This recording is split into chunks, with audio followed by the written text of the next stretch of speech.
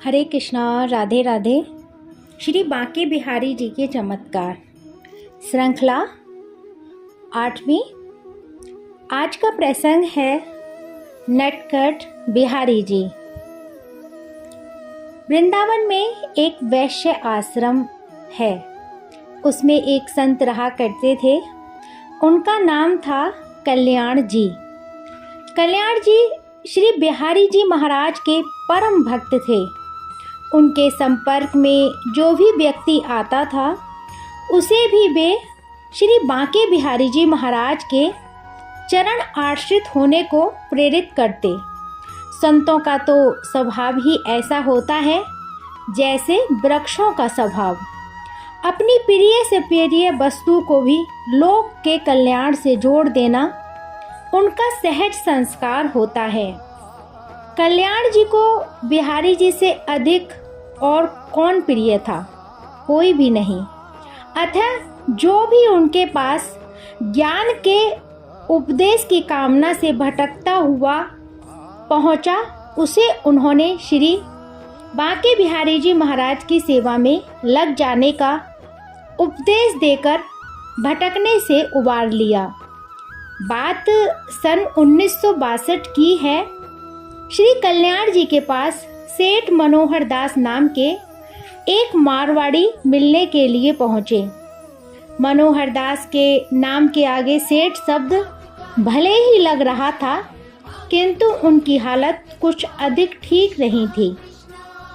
वे कभी काफ़ी पैसे वाले हुआ करते थे, किंतु कारोबार में आए लगातार घाटों ने उन्हें आर्थिक तंगी में ला पटका था।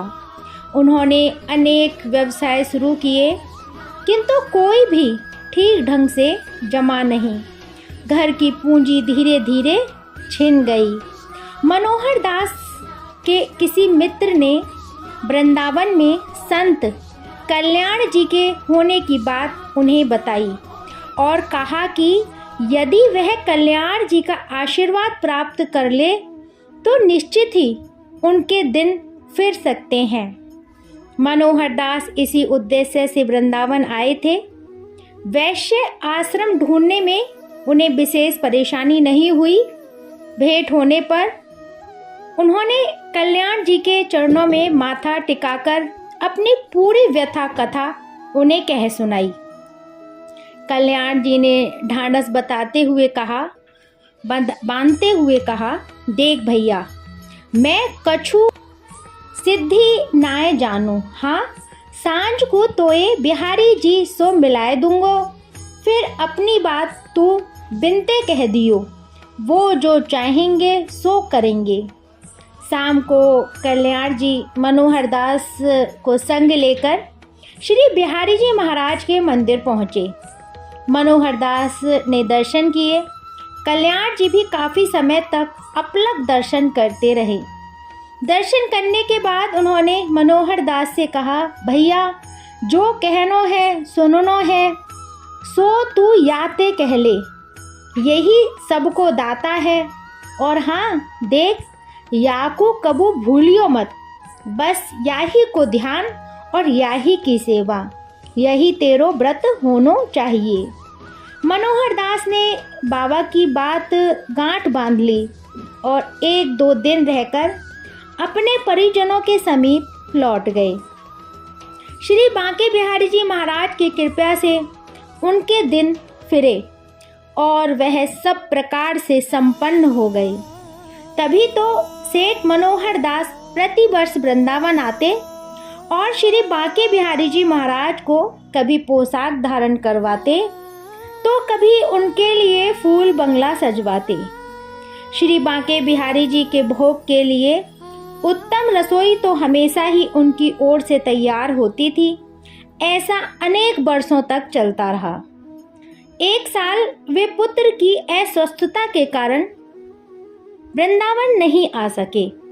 उन्होंने वृंदावन में अपने एक परिचित के पास श्री बांके बिहारी जी महाराज की सेवा के लिए 751 रुपये भिजवाए और प्रार्थना की कि वह इन रुपयों से श्री बिहारी जी महाराज को पोशाक धारण करा दें पोशाक का कपड़ा और गोटा वृंदावन से ही जैसी बिहारी जी की प्रेरणा हो खरीद लें और श्री बिहारी जी के लिए भोग भी लगवा दें।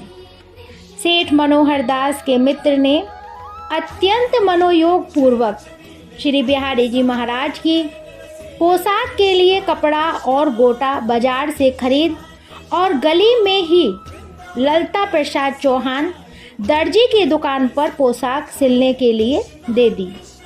पोशाक सिलवाने के बाद उस मित्र ने श्री बिहारी जी महाराज को पोशाक भेंट की, भोग लगवाया और इसकी सूचना सेठ मनोहर लाल को भेज दी कि आपका भेजा पूरा रुपया श्री बिहारी जी की सेवा में आपकी इच्छानुसार लगा दिया है।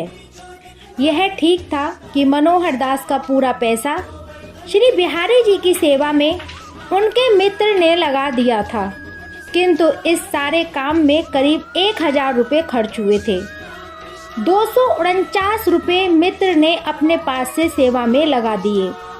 फिर भी इनकी कोई सूचना या चर्चा उन्होंने मनोहर दास को नहीं भेजी थी। श्री बिहारी जी महाराज की सेवा होने की सूचना जब पत्र द्वारा मनोहर दास को मिली तो वे बड़े प्रसन्न हुए, किंतु रात्रि में स्वप्न में उन्होंने जो कुछ देखा वह बहुत अद्भुत था।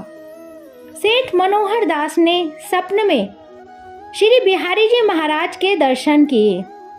पीले रंग की जगमग जगमग करती पोशाक, लाल रंग की उसकी किनारी सिल्मा सितारे के काम से सुसज्जित थी। माथे पर पाग, सिरपेच, टिपारा, कतारें। सेठ मनोहर दास ने उन्हें साष्टांग प्रणाम किया। श्री बिहारी जी मुस्कुराकर कहने लगे, मनोहर दास, तुम्हारे मित्र ने बनवाई है ये पोशाक। कितना सुंदर रंग है। इसकी रसोई भी बहुत उत्तम बनी थी। पर तुम्हें क्या मालूम है, इस सब काम में तुम्हारे मित्र के 249 रुपये अधिक लग गए हैं। वह उसे मनी ऑर्डर से भेज देना और भेजना नहीं भूलना। श्री बिहारी जी यह बात कहकर स्वप्न में अंतर्ध्यान हो गए। सेठ मनोहर दास की नींद खुल गई। सुबह होते ही उन्होंने अपने मित्र को पत्र लिखा, प्रिय मित्र, जय श्री बिहारी जी की। तुम्हारी कृपा से श्री बिहारी जी महाराज ने मेरी सेवा स्वीकार की, इसके लिए मैं तुम्हारा ऋणी हूँ। पीले रंग की पोशाक पर लाल रंग की किनारी, उस पर जरी का काम, वाह कितनी सुंदर पोशाक बनी थी। किंतु तुमने एक बात मुझसे छिपा ली। इस सारी सेवा में 249 रुपये तुमने अपने पास से लगाए और मुझे बताया भी नहीं। मैं रुपए मनी ऑर्डर से भेज रहा हूँ, मिलने की खबर कर देना। शेष शुभ, राधे राधे, तुम्हारा मित्र मनोहर दास। पत्र पाते ही मित्र के आश्चर्य का ठिकाना नहीं रहा। 249 रुपये अधिक खर्च होने की बात उसके सिवाय और कोई नहीं जानता था। मनोहर दास को कैसे पता चला, इसी ऊहापोह में दिन बीता। शाम को जब मित्र बिहारी जी के दर्शन करने मंदिर में आया तो उसकी भेंट संत कल्याण जी से हो गई। कल्याण जी उसे परेशान देखकर कहने लगे, तेरे 249 रुपयन की बात जई जाए के कह आयो है। मनोहर दास से बड़ो नटखट जो ठहरो ये, तेरे संगहु मजाक कर गयो ये। मित्र ने देखा उनका हाथ श्री बिहारी जी की ओर उठा हुआ था। मित्र मनोहर दास पर श्री बिहारी जी की कृपा की प्रत्यक्ष अनुभूति पर आनंद विभूत था। उसके दोनों नेत्रों से प्रेम अश्रु की धारा बह उठी थी। संत कल्याण जी श्री बिहारी जी के दर्शनों में आत्म विस्तृत हो रहे थे। मंदिर में चारों ओर भक्तों के अपार समूह में श्री बिहारी जी महाराज की जय हो, श्री बांके बिहारी जी की जय हो का महाघोष रह रहकर उठ रहा था और कल्याण जी का मन गा उठा था। प्रबल प्रेम के पाले पड़कर प्रभु को नियम बदलते देखा, अपना मान भले टल जाए, पर भक्त का मान ना टलते देखा, पर भक्त का मान ना टलते देखा। ऐसे हैं हमारे बिहारी जी। ऐसे ही बहुत सुंदर सुंदर बांके बिहारी जी के चमत्कार लेकर अगली श्रृंखला में मैं आपके साथ होंगी। जब तक के लिए हरे कृष्णा, राधे राधे।